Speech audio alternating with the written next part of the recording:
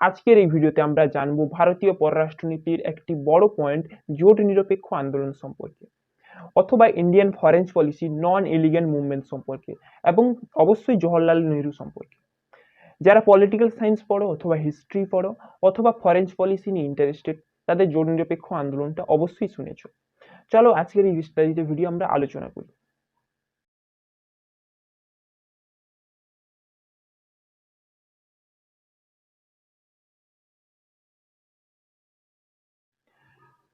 First of all, জোট নিরপেক্ষ আন্দোলন কি না, দ্বিতীয় বিশ্বযুদ্ধের পরবর্তীকালে আন্তর্জাতিক রাজনীতিতে আমেরিকা যুক্তরাষ্ট্রের নেতৃত্বে পুঁজিবাদী জোট ও সোভিয়েত ইউনিয়নের নেতৃত্বে সমাজতান্ত্রিক জোটের এই দুই শিবিরের বাইরে এশিয়া, আফ্রিকা ও ল্যাটিন আমেরিকার সদ্য স্বাধীন দেশগুলিকে নিয়ে ভারতের নেতৃত্বে গঠিত তৃতীয় বিশ্বের একটি সংগঠন হলো জোট নিরপেক্ষ আন্দোলন।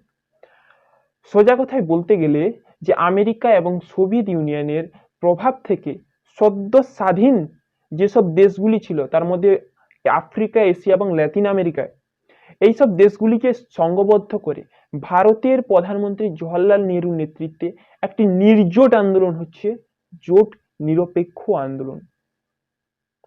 এটা হচ্ছে ন্যামের logo, the non aligned movement. দেখতে পাচ্ছেন পুরো লোগো। নেক্সট, 1954 খ্রিস্টাব্দে এপ্রিল মাসে অনুষ্ঠিত কলম্বো সম্মেলনে জোট নিরপেক্ষ কথাটি সর্বপ্রথম ব্যবহৃত হয়। এটা কিন্তু কোশ্চেন আসে, বারবার জিজ্ঞেস করে নেই যে জোট নিরপেক্ষ কথাটি অর্থাৎ নন এলিগেন্ট মুভমেন্ট কথাটি কবে কোথায় ব্যবহার হয়।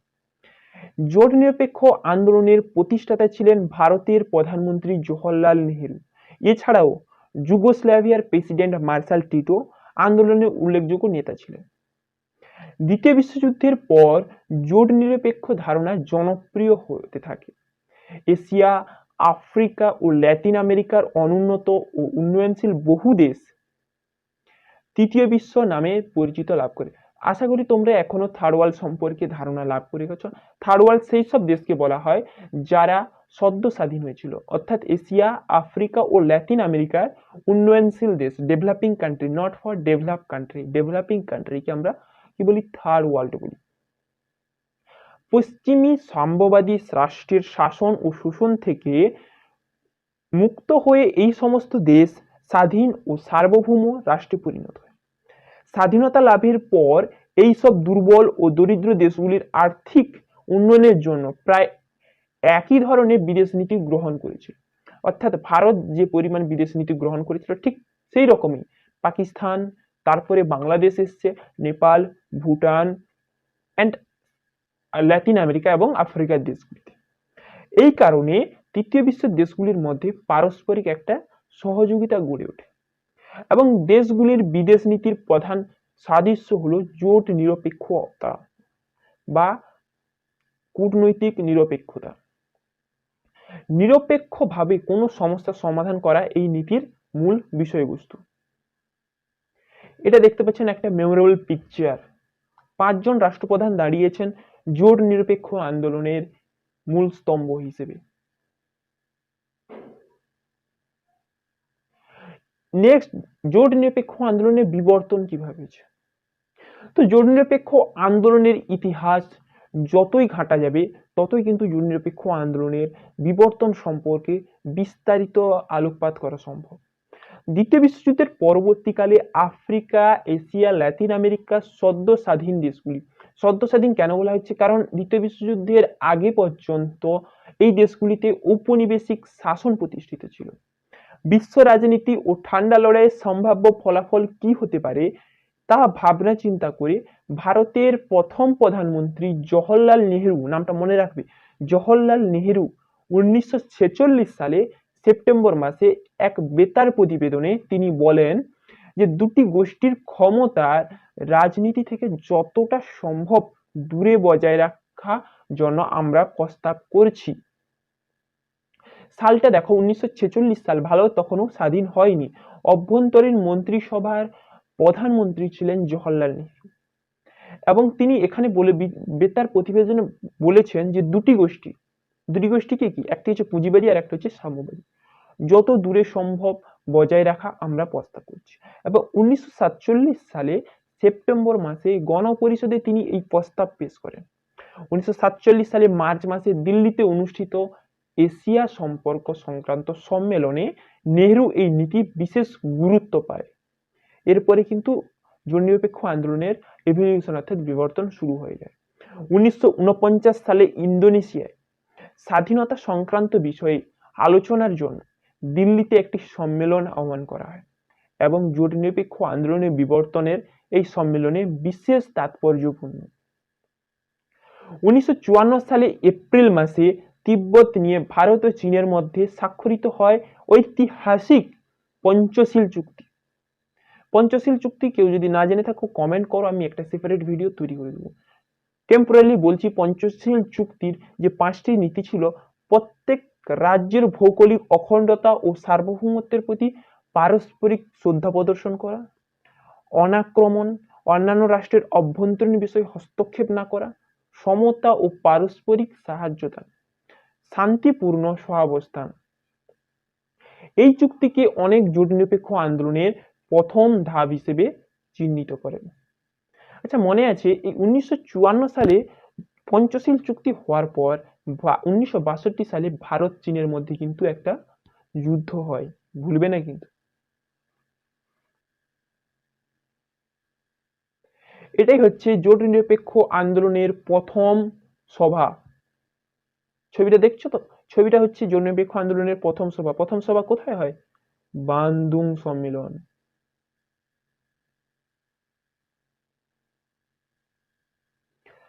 বানডুং সম্মেলন হয় 1955 সালে 8 থেকে 24 এপ্রিল ইন্দোনেশিয়ার ঐতিহাসিক বানডুং সম্মেলন। এই সম্মেলনে মোট এশিয়া ও আফ্রিকা মিলে প্রায় 29টি সদস্য রাষ্ট্র যোগদান করে। এটা কিন্তু জোট নিরপেক্ষ আন্দোলনের জন্য বিশাল ইম্পর্টেন্ট এবং এই সম্মেলনে মোট 10টি নীতির কথা বলা হয়। এই 10টি নীতি এখানে আমি আলোচনা করছি না, তোমরা এখান থেকে স্ক্রিনশট নিয়ে দেখতে পারো, কারণ ভিডিওটা লম্বা হয়ে যাবে। যদি 10টি নীতি সম্পর্কে জানতে চাও তাহলে একটা কমেন্ট করো, সেপারেট ভিডিও অবশ্যই হবে। এবং জোট নিরপেক্ষ আন্দোলনের প্রস্তুতি সম্মেলন হিসেবে 1961 সালে কায়রো সম্মেলন অনুষ্ঠিত হয়।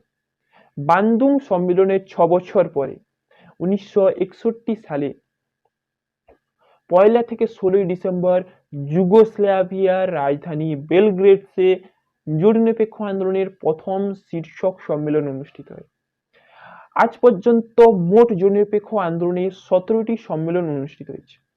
শেষ সম্মেলন অনুষ্ঠিত হয় 2015 সালে ভেনেজুয়েলার রাজধানী কারাকাস অঞ্চলে। জোট নিরপেক্ষ আন্দোলনের প্রতিষ্ঠা লগ্নে মোট 25টি সদস্য রাষ্ট্র ছিল। এটা কোশ্চেন বারবার করে, কিন্তু বর্তমানে এর সদস্য সংখ্যা পৌঁছেছে 120-তে এবং পর্যবেক্ষক রাষ্ট্রের সংখ্যা হচ্ছে 18টি। এরপরে আমরা আসবো জোট নিরপেক্ষ আন্দোলনের বৈশিষ্ট্য কি। 1955 সালে বানডুং সম্মেলনের মধ্য দিয়ে যে জোট নিরপেক্ষ আন্দোলনের সূচনা বা হয়েছিল তার বৈশিষ্ট্যগুলি ধীরে ধীরে ধাপে ধাপে বলবো। 1. শান্তিপূর্ণ সহাবস্থান। জোট নিরপেক্ষ আন্দোলন বলে যে নিঃসঙ্গবাদ বা নিরপেক্ষবাদকে বোঝায় না, তেমন আবার দুটি শক্তির জোটের বাইরে থেকে থাকাও স্বীকার করা যায় না। তাই জোট নিরপেক্ষ আন্দোলন হলো সাম্যবাদ, ঔপনিবেশিকবাদ ও নয়া ঔপনিবেশিকবাদের বিরোধী। এক, শান্তিপূর্ণ সহাবস্থান। নাম্বার 2, বিদেশ নীতির উপকার। জোট নিরপেক্ষ হলো বিদেশ নীতির একটি চাবিকাঠি। তাই জোট নিরপেক্ষ আন্দোলনের মাধ্যমে রাষ্ট্রগুলো আন্তর্জাতিক ক্ষেত্রে শক্তি জোটের বাইরে তাদের অবস্থানকে সুদৃঢ় করে এবং প্রগতিশীল বিদেশ নীতি রূপায়ণ করে। এর মোস্ট এক্সাম্পল হচ্ছে ইন্ডিয়া। ইন্ডিয়ার বিদেশ নীতি মূল চাবিকাঠি আমি বললাম নন এলিগেন্ট মুভমেন্ট, জোট নিরপেক্ষ আন্দোলন। আমরা কোনো জোটের মধ্যে থাকতে চাই না, আমরা নিরপেক্ষভাবে থাকব। 3 নম্বর, নীরব দর্শক নয়। জোট নিরপেক্ষ রাষ্ট্রগুলি বিশ্ব রাজনীতিতে নীরব দর্শক হয়ে থাকতে চায় না। যদিও আমি আগে বললাম যে জোট নিরপেক্ষ আন্দোলন কোনো জোটের মধ্যে থাকবে না, তবুও বিশ্ব শান্তির জন্য নিজেদের বিচার বুদ্ধি প্রয়োগ করে জোট নিরপেক্ষ দেশগুলি বিশ্বকে একটা নিরাপদ কাঠামো পরিণত করার জন্য নীরব দর্শকের ভূমিকা পালন করতে পারে না। 4. ঐক্যের বাতাবরণ তৈরি। জোট নিরপেক্ষ আন্দোলনের মধ্যে আছে একটি ঐক্যের অবদান বা ঐক্যের বাতাবরণ। তাই জোট নিরপেক্ষ রাষ্ট্রগুলি পরস্পর সহযোগিতার ভিত্তিতে শান্তি ও নিরপেক্ষতার বন্ধনে আবদ্ধ হতে চায়। এর প্রধান কারণ হচ্ছে প্রত্যেকটি দেশ সেই সময় 1946-এর কাছাকাছি বা 1947 থেকে 1950-এর কাছাকাছি সদ্য স্বাধীন হয়েছে। তাদের অর্থনৈতিক, রাজনৈতিক, সামাজিক সব দিক পুরোপুরি ধ্বংস করে দিয়ে যায় উপনিবেশিক শাসক গোষ্ঠী। সেই সব থেকে রক্ষা করার জন্য নিজেদের আবার পুনরুজ্জীবনের জন্য এক ঐক্যবদ্ধ বাতাবরণ দরকার হয়ে পড়ে। 5. গোষ্ঠী তৈরি নয়। জোট নিরপেক্ষ আন্দোলন বলে যে জোটহীন হয়ে সব কাজ করতে হবে। তাই কোনো দেশ তাদের নিজেদের শক্তি বাড়িয়ে তুলতে কোনো জোট বা গোষ্ঠী তৈরি করতে পারবে না। 6. শান্তির উপাসক। শান্তিপূর্ণ আলাপ আলোচনার মাধ্যমে বিশ্বের উত্তেজনা ও বিরোধ মীমাংসা করা জোট নিরপেক্ষ আন্দোলনের উদ্দেশ্য। তাই জোট নিরপেক্ষ আন্দোলন রাজনৈতিক ক্ষেত্রে প্রবেশ করে সহযোগিতার পরিমণ্ডলকে বৃদ্ধি করতে প্রতিশ্রুতি এবং শান্তিপূর্ণ উপায়ে বিরোধ মীমাংসার চেষ্টা করে। 7. স্বীকৃতির উপাদান। জোট নিরপেক্ষ আন্দোলন ভৌগোলিক অখণ্ডতাকে এবং সার্বভৌমকে আন্তর্জাতিক পর্যায়ে একটি স্বীকৃত উপাদান হিসেবে স্বীকার করা হয়।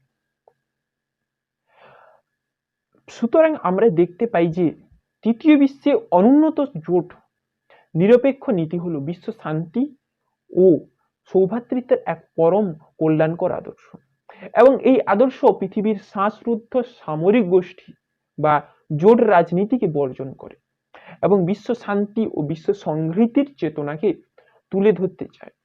এই কারণে জোট নিরপেক্ষ নীতি তথা জোট নিরপেক্ষ আন্দোলন বিশ্ব রাজনীতিতে এক শান্তিগামী নতুন পথের দিশারি হিসেবে অনেকে মনে করেন। এরপর আমরা নেক্সট দেখবো যে জোট নিরপেক্ষ আন্দোলনকে তাহলে গড়ে তোলা হলো কেন। আমরা তো যে কোনো জোটের আন্ডারে যেতে পারতাম, বিশেষ করে ভারতের ক্ষেত্রে বলছি। আমাদের কাছে অপশন ছিল, যেহেতু আমরা এত শক্তিশালী, সম্পদশালী এবং বৃহত্তর দেশ, আমরা রাশিয়ার ক্ষেত্রে যেতে পারতাম অথবা আমেরিকার ক্ষেত্রে যেতে পারতাম। যেহেতু আমাদের ব্রিটিশদের ইনফ্লুয়েন্স তখনও ছিল, এখনো আছে, আমরা আমেরিকার ক্ষেত্রে যেতে পারতাম। তাহলে আমাদের জোট নিরপেক্ষ আন্দোলন দরকার পড়লো কেন, আমরা গড়ে তুললাম কেন, ঐক্যবদ্ধ হয়ে এশিয়া, ল্যাটিন আমেরিকা এবং আফ্রিকার দেশগুলি ঐক্যবদ্ধ হয়ে জোট নিরপেক্ষ আন্দোলন গড়লাম কেন? এই প্রশ্নের উত্তর হচ্ছে, প্রথম 1 নম্বর হচ্ছে যে দ্বিতীয় বিশ্বযুদ্ধের পর আন্তর্জাতিক রাজনীতি উদ্ভব হওয়ার দুটি জোট, আমেরিকা যুক্তরাষ্ট্র ও সোভিয়েত রাশিয়া থেকে আফ্রিকা, এশিয়া ও ল্যাটিন আমেরিকার সদ্য স্বাধীন দেশগুলিকে টিকিয়ে রাখা। কারণ তাদের মধ্যে কি ছিল না, অর্থনৈতিক, সামাজিক, রাজনৈতিক কোনো উন্নত ছিল না, তারা ঔপনিবেশিক ভাবে শোষিত হয়েছে। তাদেরকে পুনরুজ্জীবনের জন্য জোটবদ্ধ তো হতেই হতো। 2. এশিয়া ও আফ্রিকা সাম্রাজ্যবাদ, ঔপনিবেশিকবাদ, বর্ণবাদ ইত্যাদি প্রভৃতি থেকে মানব জাতিকে মুক্তি ঘটানো এবং শান্তি ও নিরাপত্তা প্রতিষ্ঠা করা। 3. সদ্য স্বাধীন রাষ্ট্রগুলিতে মোস্ট ক্রিটিক্যাল পজিশন হচ্ছে অপুষ্টি, দরিদ্রতা, শিক্ষার অভাব। এগুলিকে প্রসার ঘটানোর জন্য একে অপরকে সাহায্য করা প্রয়োজন হয়ে পড়ে। এবং এছাড়াও স্বাধীনতা প্রাপ্তির পর বিশেষ করে ভারতের প্রয়োজন হয় একটি সুষ্ঠু বিদেশ নীতি। সে সময় ভারতের প্রধানমন্ত্রী জওহরলাল নেহেরু এবং তার সরকার দুটি বিদ্যমান রাষ্ট্রের কোনো পক্ষই যোগদান না করে নিজস্ব একটি বিদেশ নীতি নির্ধারণ করে। এই নীতির মূল লক্ষ্যই হলো তৃতীয় বিশ্বের দেশগুলিকে নিয়ে একটি স্বতন্ত্র আন্দোলন গড়ে তোলা, যার নাম জোট নিরপেক্ষ আন্দোলন। জোট নিরপেক্ষ নীতির প্রধান তত্ত্ব হলো পৃথিবীর সমস্ত শক্তি জোটের সঙ্গে সমবন্ধুত্ব, সমদূরত্ব নীতি বজায় রাখা। এই আন্দোলনের উদ্দেশ্য তৃতীয় বিশ্বের দেশগুলিকে অর্থনৈতিক উন্নয়ন, দরিদ্র, শোষণ ও বঞ্চনার অবসান, নিরপেক্ষতার অভিশাপ থেকে মুক্তি এবং জনগণের জীবনযাপনের সার্বিক মান উন্নয়ন ইত্যাদি। তাহলে বোঝা গেল যে জোট নিরপেক্ষ আন্দোলন কেন গড়ে তোলার প্রয়োজন হয়ে পড়েছিল।